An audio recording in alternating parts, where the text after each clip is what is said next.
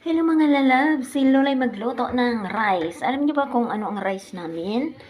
Ang rice namin is 3 kinds. So, normal rice, red rice, and malagkit. Ayan.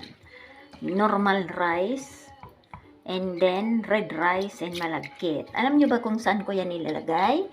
Ilalagay ko yan guys sa chicken. So, haluan lang yan ng asin. So, ayan. Lagyan niya ng asin para unti lang. Ayan. Oh, tama na yan kasi lalagyan ko yan ng cubes. Ayan. Half na cubes.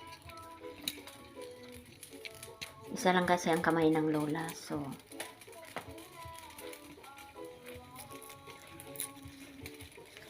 ayan, may cubes yan. So, lagyan na natin ng cubes.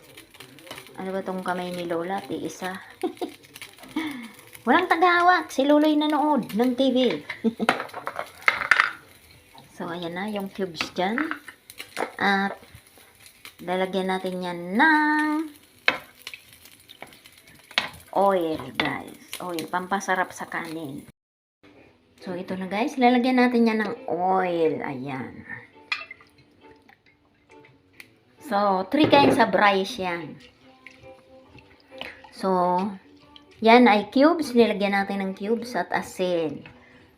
So, yan. Lulutuin ko muna yan. Rice.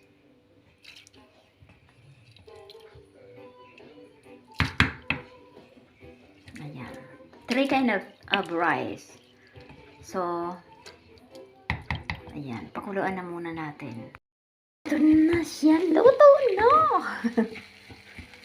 So, ito na siya. Lalagyan natin yan.